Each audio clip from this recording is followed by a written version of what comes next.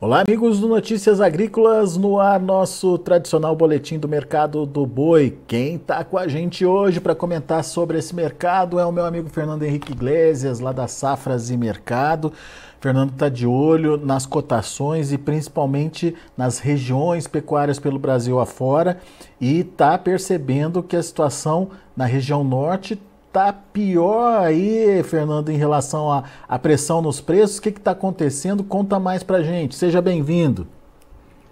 Boa tarde a todos. É um prazer estar aqui no Notícias Agrícolas em mais uma oportunidade. E sim, o movimento de queda na região norte tem sido mais agressivo do que em outras regiões do país. Para se ter ideia, no mercado tocantinense, no mercado do Pará, já acontecem negociações abaixo de R$ 200 por arroba. O mercado do Tocantins tem negócios acontecendo entre 190 a 195. O mercado do Pará também tem negócios aí que variam aí de 185 até 195, dependendo da região do estado. Mas é um mercado bastante pressionado. Aquela situação que nós conversamos na semana passada persiste.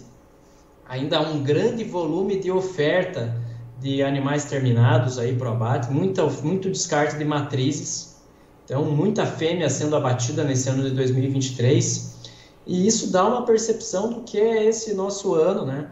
Um ano realmente de mudança do ciclo pecuário, apontando para um grande descarte de matrizes, por conta da curva no mercado de reposição, que também não é boa, e vai fazendo com que essa pressão da arroba do boi gordo se torne muito intensa nesse segundo trimestre.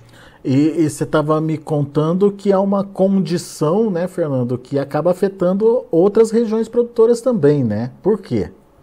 Bom, nós precisamos sempre lembrar que a região norte do Brasil ela é superavitária em produção. Ela produz mais do que consome. Então, ela tem uma grande produção de derivados do abate e acaba colocando esse adicional de carne em outras regiões do país. Região sudeste, região sul. Tem relatos de carne bovina do Acre que abastece o mercado gaúcho, por exemplo, que chega ali no Rio Grande do Sul. Isso interfere na formação dos preços do atacado, isso interfere aí, né, na dinâmica dos preços Brasil afora. Tá? Então, esse adicional de oferta da região norte acaba alimentando também o resto do país, região nordeste, região sudeste, região sul, que são regiões aí que têm uma produção menor, que contam com um efetivo menor de rebanho. Tá? Sudeste realmente é a maior demanda do país e é deficitária em termos de produção. Daí o Fernando parou para fazer as contas do mês de maio. Como é que foi a evolução dos preços aí? Qual que foi a sua conclusão, Fernando? Pressão intensa aí sobre a arroba, né? Exatamente. Só para dar uma noção, o mercado do Pará, para citar como exemplo, tivemos uma queda de 15% nos preços do Pará. Tá? A arroba do boi gordo terminou abril lá no mercado paraense a 235 e nesse momento os negócios acontecem em média R$ 195 a prazo. Então tivemos uma queda importante no mercado do Pará de abril para maio, né, nesse mês. E também precisa ser mencionado a situação de São Paulo. São Paulo também apresentou uma queda importante. 7,5% aproximadamente a queda do mercado paulista entre maio e abril. O que acontece? A arroba do boi gordo saiu ali dos seus 265 em São Paulo, animal padrão China, para negociações que agora acontecem em média 245. Tá? 7,5%, mas não parece tanto assim, mas é R$ 20 por arroba. R$ 20 no mês, né, Fernando? É Dentro pouco de um tempo, mês. né? Sim, então a queda realmente foi muito contundente, muito agressiva. E quando a gente extrapola isso para a média Brasil, também a gente vê uma queda significativa, Fernando? Estamos falando aí de quase 10% de queda, 9,6% entre um mês e outro. Basicamente, a oferta aí acontece de norte a sul, é generalizado.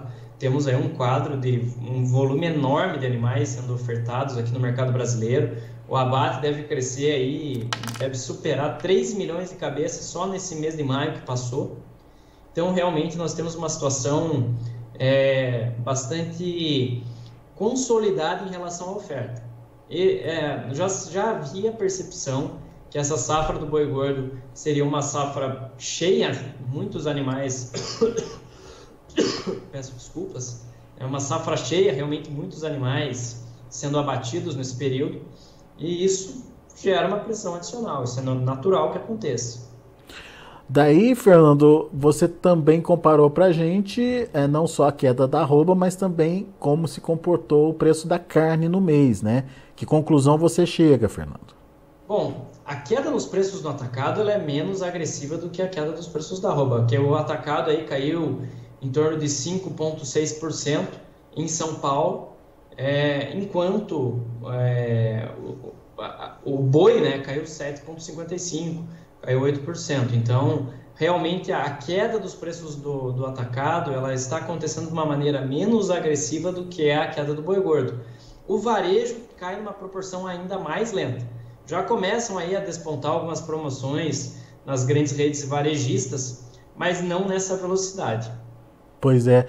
O varejo, a queda é de quanto, Fernando? 2 a 3% aproximadamente. Então, né? Não é uma queda efetivamente expressiva, né? E realmente precisa que isso chegue ao consumidor final até para escoar toda essa produção. E estimular a demanda, né? Que os estoques são elevados nesse momento, precisam dar vazão a esse produto e, mesmo nessa virada de mês, parece pouco provável realmente que vejamos recuperação dos preços do atacado, da arroba do boi gordo. Parece pouco provável que isso aconteça. Pois é. Quando que a gente pode ter uma expectativa renovada aí, Fernando, na sua opinião? A tendência é que a virada de mês entre os meses de junho e julho seja importante nesse sentido. Só em julho, então? Basicamente, o boi não vai cair para sempre, né? O boi não vai cair de maneira indefinida. O mercado, eu acredito que ele está próximo do fundo do poço agora, até para não desestimular demais a produção futura. Isso é importante, a arroba do boi gordo não cair de uma maneira tão contundente assim, tão agressiva. Então, basicamente, o que nós vamos ver agora no mês de junho num momento inicial, é uma queda mais discreta dos preços da arroba, não tão agressiva como foram os meses de abril e maio, mas ainda assim, os preços devem continuar recuando, tá? Para quando essa oferta de animais de safra enxugar no mercado, os frigoríficos terem mais dificuldade para fazer essa escala, a indústria ter mais dificuldade para fazer escala e ter mais propensão a reajustes dos preços da arroba. Tá? Isso é fundamental. Temos que lembrar o seguinte, a oferta vai enxugar, mas a demanda segue preocupante, tanto aqui dentro, quanto uma exportação que não é tão vantajosa assim como foi no ano passado. Esse é um ponto importante também para nós trabalharmos. Pois é, a demanda interna a gente até entende, né? Tem a questão econômica por aqui, que não, enfim, a economia que não se recupera tão rapidamente quanto a gente gostaria, mas o que está acontecendo com a demanda externa, hein, Fernando? E entenda-se China, né? O que está acontecendo com a China, hein? Ela está comprando. A gente percebe aí pela evolução dos números de exportação em bons volumes, mas com preços cada vez menores, Fernando. Exatamente. O grande X da questão aqui é preço. O grande X da questão é preço. Tá? O que acontece? Nós temos aí tem um gráfico muito interessante que ajuda a entender a queda dos preços da carne bovina, a queda que a China está impondo sobre os preços da carne bovina do ano passado para cá. A gente está vendo o gráfico aqui já, Fernando. Esse é o gráfico da paridade cambial, né, da moeda chinesa, o yuan. O que esse gráfico aqui da plataforma Safras, né, o que ele está mostrando aqui? No momento de maior desvalorização da moeda chinesa, que é esse ponto aqui do gráfico, quando ele passou do 7 para 1, ano passado, foi o momento que os importadores chineses perderam poder de compra. Só para contextualizar isso, câmbio muito desvalorizado é excelente para quem está exportando, mas isso reduz o poder de compra dos importadores. Isso reduz a capacidade de compra de quem está importando. Então, para compensar essa desvalorização monetária, o importador chinês acabou baixando os preços em dólar da carne bovina para ter uma melhor relação de compra. Então, ela pode estar mantendo o mesmo volume de compras, muitas vezes volumes até superiores, mas não no mesmo nível de preço. Dá um exemplo para a gente, só para a gente entender melhor o que você está falando e o que significa essa queda, né, nos preços. Vamos lá. Esse ano, a média de abril, que é o último dado que nós temos ali do Comex Stat, é o dado de abril, né, consolidado, o preço médio que a China pagou era de $5.100 por tonelada de carne bovina. Em igual período do ano passado, era $6.885 por tonelada. Então, tem uma queda importante nesse período. E agora eu vou lançar um alerta, né? Nós estamos no momento em que o yuan, que é a moeda chinesa, está novamente acima dessa linha do 7:1. Diferente das outras economias ao redor do mundo, a economia chinesa está desaquecida, os números da economia chinesa não são bons, né, nesse momento. Então, o governo chinês tenta reaquecer sua economia cortando juros, barateando o crédito, né? Quando você corta os juros da sua economia, o crédito fica mais acessível, fica mais barato, e também você desvaloriza a sua moeda e estimula a exportação. Tá? Você aumenta o fluxo exportador. O ônus dessa estratégia é realmente as importações, Que fica mais caro para a China importar produto de fora, certo? Trazer produto de fora. Trazer as commodities, que ela é a grande força de demanda ao redor do mundo, fica mais caro para o importador chinês. E daí, então, ou ela negocia preço, ou ela compra menos. Exatamente. O que nós estamos observando, o que nós podemos observar daqui para frente, é um importador chinês tentando baixar preço de produto para compensar essa desvalorização monetária. Outro aspecto que é muito interessante nós pontuarmos aqui, a suinocultura chinesa segue em crise. Tá? A suinocultura chinesa convive com preços abaixo do custo. 1 quilo de carne suína lá na China está custando mais ou menos 22, 23 yuans, enquanto 1 quilo de carne bovina está custando 89, 90 yuans. Carne bovina lá na China é uma carne para uma população de uma renda maior. Então, a carne é uma proteína aí para um nicho que é uma população de maior renda. E acaba acontecendo o que a gente vê aqui no Brasil também, a concorrência das demais proteínas, né? Sim, e aqui, lá na China é ainda pior. Por quê? Porque o consumidor chinês, ele tem a preferência, ele tem o hábito do consumo da carne suína. Aqui no Brasil é a carne bovina, é a preferida da população. Temos a carne de frango, que é aquela base de consumo, que são aquelas 10 milhões de toneladas que são a base de consumo para uma população aí de menor renda aqui no Brasil, né? Até 2 a 3 salários mínimos. Tá? A partir desses 3 salários mínimos já entra mais as outras proteínas aí no cardápio, no dia a dia da população. Mas a carne de frango é aquela base de consumo. Na China, a base de consumo é carne suína. Tá? Então, com a carne suína muito abundante, muito ofertada no mercado chinês, existe esse desbalanço do mercado de carnes. Ela vai tentando baixar o preço também das demais proteínas, até para equilibrar a sua suinocultura. Que coisa. Vamos voltar lá no gráfico, só para entender, então, esse movimento que o Fernando está falando. Ele mostrou que o pico foi aqui. Quando foi isso, Fernando? 2022, é isso? Isso. O pico de desvalorização do yuan, a desvalorização começou efetivamente a partir do segundo semestre do ano passado. Do ano passado, tá. Não por acaso, o pico da carne bovina que o Brasil negociou com destino ao mercado chinês aconteceu no primeiro quadrimestre de 2022.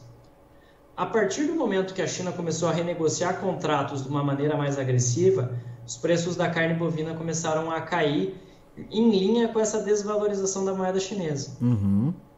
E agora nós estamos num momento, por uma conjuntura internacional, né? As economias maduras estão aumentando os juros, enquanto a China ainda está mantendo um juros relativamente baixo. Estamos falando aí de uma taxa básica de juros na China de 3,65% ao ano, enquanto as economias maduras estão subindo os seus juros. Então, esse dinheiro sai do mercado chinês e vai com direção a essas economias maduras e desvaloriza a moeda chinesa. Ou seja, um outro momento começando, então, olha aqui a curva do gráfico, indicando para cima aqui, que pode resultar em mais baixa de preço ainda, Fernando? Para tentar essa possibilidade para tentar compensar essa desvalorização da moeda chinesa. E para tentar manter o volume a ser comprado, é isso? Exatamente. Tá. A grande sorte do Brasil em 2023 é que o Brasil aí é disparado a melhor alternativa de fornecimento global de carne bovina. Nós temos aí Argentina, Uruguai, União Europeia e Estados Unidos, todos com problemas em seu rebanho. Então, nosso grande concorrente hoje em 2023 é a Austrália, mas só para dar uma dimensão, o Brasil tem um rebanho bovino aí de 226 a 228 milhões de cabeças, enquanto a Austrália tem um rebanho de bovinos de 25, 26 milhões de cabeças. Então, realmente, a proporção é diferente, né? O Brasil tem uma capacidade produtiva muito maior do que a australiana.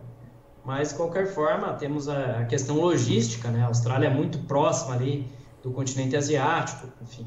Tem uma capacidade boa para escoar esse produto com destino à Ásia também. Mas, de qualquer forma, o Brasil está numa posição bem destacada no contexto global da exportação de carne bovina. Seguirá vendendo grandes volumes, mas não nos preços que nós vimos no ano passado. Pois é. Vamos ficar atento então a essa situação. Será que vem mais pressão no preço que a China compra? Hoje a China ainda paga um pouco melhor que os demais compradores, né, Fernando? Sim, a China paga em média, pagou em abril, né, $5.100 a tonelada, os demais pagaram aí 4.800, 4.900 mil dólares por tonelada de carne bovina. Então a China, além de comprar grandes volumes, ela ainda paga melhor. A grande questão é que, por ser a grande força de demanda em escala global, quando a China baixa os seus preços, os demais importadores querem abaixar também, né? Baixam na esteira. Pois é. Que coisa. Situação bastante complicada, Fernando. Não tem para onde correr, não. A questão da oferta no Brasil, a questão da demanda lá na China, a questão, enfim, da demanda interna que também parece que não avança, né? Enfim, temos um momento delicado aí, de fato, para o mercado do boi. Meu caro. O terceiro trimestre é um momento em que potencialmente os preços serão melhores pela roupa do boi gordo. Reta final do ano aí. Que foi esse segundo trimestre. Tá. Mas a grande questão é que não dá para esperar realmente altas muito explosivas da arroba do boi gordo sem nenhuma variável nova. Precisa de um elemento novo que justificasse aí uma arroba num patamar mais alto de preço. Eu estou tentando ver aqui o indicador da B3, né? Quanto é que está sinalizando, mas eu não tenho o outubro aqui. O setembro está me mostrando 246. 246 é o que a gente está pagando hoje pela carne em São Paulo, né? 245. O outubro está valendo aí 244,95 nesse momento. Hoje um dia de alta dos preços do boi gordo na B3, né? O movimento de queda foi muito agressivo realmente. Tem uma recuperação, né, acontecendo, né? Agora esses preços do boi gordo na B3 estão mais alinhados aí ao que é a realidade do físico paulista neste momento. Pois é. Enfim, também sem muito estímulo para a produção, né, Fernando? Isso é uma preocupação. Apesar dos custos mais baixos, realmente não pode acontecer uma queda muito contundente dos preços da arroba, que senão isso pode acabar desestimulando a produção. Então existe essa possibilidade. Se cair mais do que de uma maneira ainda mais agressiva, então ficaria um pouco mais complicado. Mas de qualquer forma, o grande conselho, né, é que, novamente batendo nessa tecla, as ferramentas de proteção estão aí para serem utilizadas. Tá? Quem é nosso cliente aqui, a gente está batendo muito nessa tecla há muito tempo, né? Desde o ano passado nós tínhamos a percepção que essa safra do boi gordo seria de muita oferta, teríamos muita oferta de animais, seria uma curva de preços mais baixa, e quem realmente seguiu nossos conselhos em relação a fazer as travinhas de proteção, conseguiu um resultado muito melhor de quem ficou ao sabor do mercado, quem não tomou nenhuma medida protetiva. Ficar esperando o mercado acontecer, corre esse risco mesmo, né? Muito bom. Meu amigo, obrigado mais uma vez pela participação. Volte sempre, Fernando. Bom, eu que agradeço. É sempre um prazer participar aqui no Notícias Agrícolas. Contem comigo em mais oportunidades. Sou parceiro de vocês e até a próxima. Valeu, abraço. Até a próxima. Queria aproveitar aqui para dar boa tarde também para Michele Braz Machado, que está participando com a gente aqui pelo YouTube, e o Antônio Silva também está mandando um bom dia para a gente, direto lá de Guaíra, no Paraná. Bom dia para você também, Antônio. Obrigado pela audiência. Lembrando que você que está com a gente no YouTube, quer participar, quer interagir, quer perguntar para os nossos convidados tirar alguma dúvida, enfim, não deixe de se inscrever no canal e também não deixe de deixar ali pra gente o seu like, o seu joinha ali. Isso é importante para ajudar a gente a poder distribuir melhor os nossos conteúdos. E se você quiser ser informado, sempre que tiver um boletim ao vivo entrando no ar, deixe o sininho acionado lá, que que o YouTube vai te avisar sempre que tiver um material entrando no ar. Tá aqui também participando com a gente, pessoal, participando o Anderson Klein, Campo Novo do Parecis, abraço para você, Anderson, e o Leandro Nogueira. Leandro tá lá em Goiânia. Boa tarde para você também, Leandro. E o Ronaldo Takada tá aqui com a gente também, dando um bom dia. Valeu, pessoal. Obrigado aí pela audiência, tá certo? Grande abraço para vocês. Bom, vamos ficando por aqui. Na sequência tem João Batista Olive com Tempo e Dinheiro. Continue com a gente.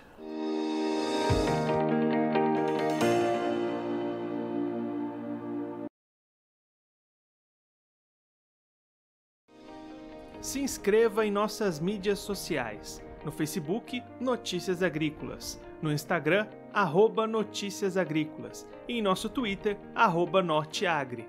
E para não perder nenhum vídeo, não se esqueça de nos acompanhar no YouTube e na Twitch, Notícias Agrícolas Oficial.